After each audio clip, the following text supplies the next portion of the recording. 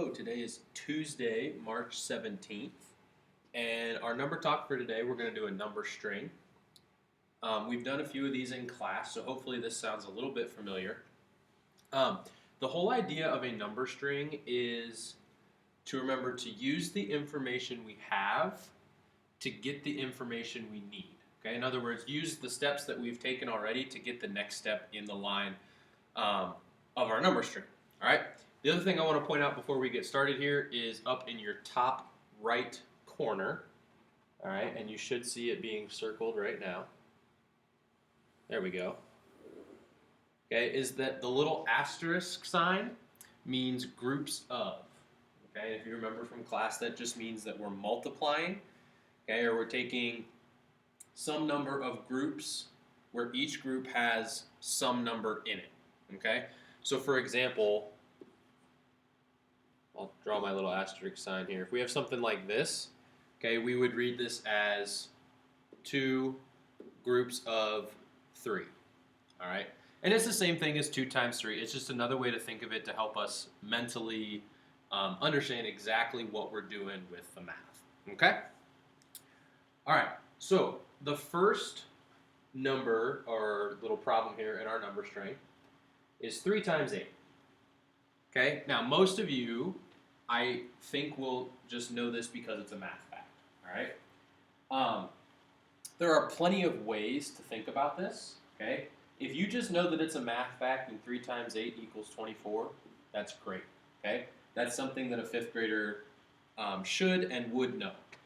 You could also think of this as repeated addition, where you have 8 plus 8 plus 8, thus getting our 3 groups of 8, which you'll find also gets us 24.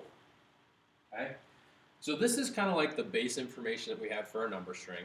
And we're going to use this and each of the steps following this to continually progress in our mathematics mentally here, using the information we have to get to the next step. All right? So our next problem here, we have 6 groups of 8. Okay? Some of you might right away think, well, hey, I know that the answer to this is 48 because I know that 3 is half of 6, or 6 is double 3. So when I take 3 groups of 8 and get 24, I go and double that, 6 groups of 8, I'm going to have double my answer to 3 times 8. 24 doubled gets me 48. You could also say that I know this because it's a math fact as well. All right. Our next one, okay, now we have 6 groups of 80. Now, this would not be a math fact, okay? Most of us have not gone and memorized our 80 times tables, all right? I'm not expecting you to do that. But what I think we can do here is looking at this, okay, we can use information we have previously and other things that we know about math to find our answer. So go ahead and pause the video here if you want to and come up with a mental strategy that you could use to find the answer or the product to 6 groups of 80. All right, so hopefully you came up with a strategy, and you know what, and hey, if there's somebody sitting with you, mom, dad, brother, sister, maybe your dog, your cat, you know, a doll, anybody that you could explain this to, that would be really good for you to help make sure that you understand what we're doing here. All right?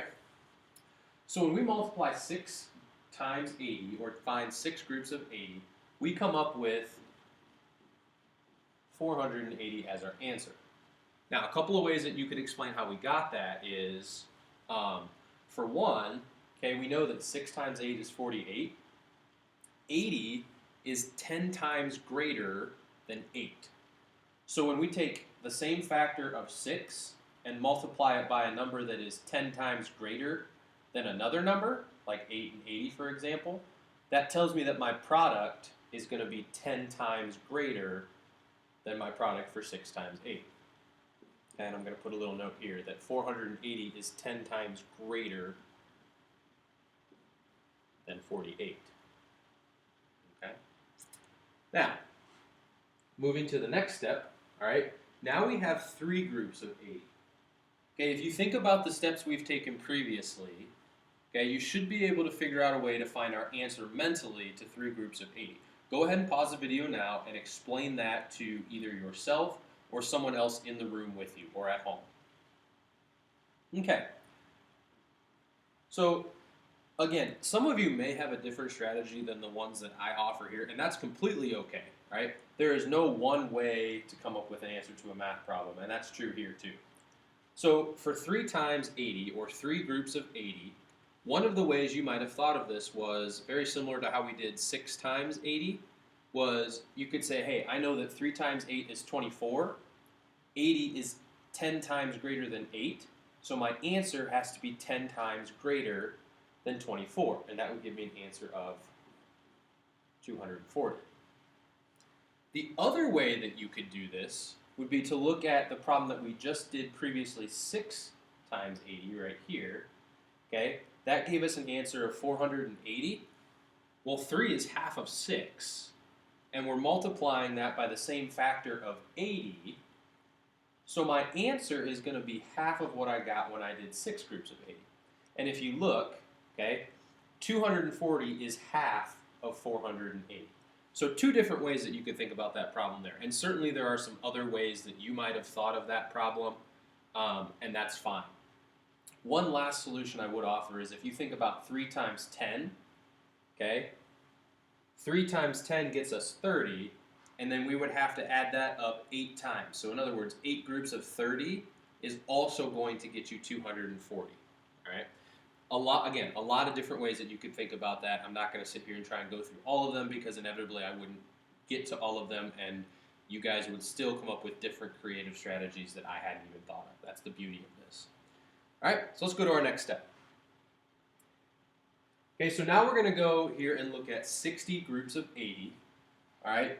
And based on the information that we have before, I think that you guys can see exactly how we would come up with this, all right? And again, there's more than one way to do this, so don't feel like if I don't mention the exact thought process that you use that yours is wrong. It could still be very much correct, okay? But when we have 60 times 80, or 60 groups of 80, the first thing that pops into my head is when we go back up to 6 times 8, right up here, okay? We know that 6 times 8 is 48 because it's a math fact, all right? And then I'm going to go and look at 6 groups of 80, which got us 480, where we made 8 10 times bigger and turned it into 80. So when I go back to my original problem down here again, okay, I see that both of the factors, or both of the numbers I'm multiplying, are 10 times larger than what they were in 6 times 8. So what that means is cumulatively, or when we put it all together, the product to 60 times 80 is going to be 100 times more than our answer to 6 times 8 up here. Okay? So if we think about 100 times 48, well, you guys know when we multiply by the powers of 10, okay, 100 is the second power of 10. It has 2 zeros.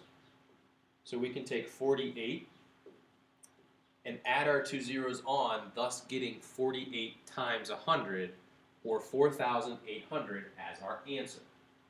All right? Go ahead and pause the video right here. If you need to rewind and play that through again, that was a lot of information pretty quick. Okay, so feel free to stop, rewind, listen again. Maybe have a parent come in and listen with you. Have an older sibling if they're there. You know what? If you got your dog there, have him listen too, and then you can explain it to him. Any of those are great options. Okay? Now, there's one more step that I want you to do here, and this is what you're actually going to submit for today. Again, Tuesday, March 17th, okay? You're going to come up with your answer to 63 groups of 80 and submit that as your answer for this assignment for today. That's all. Hope you have a great rest of the day, and I will see you guys tomorrow.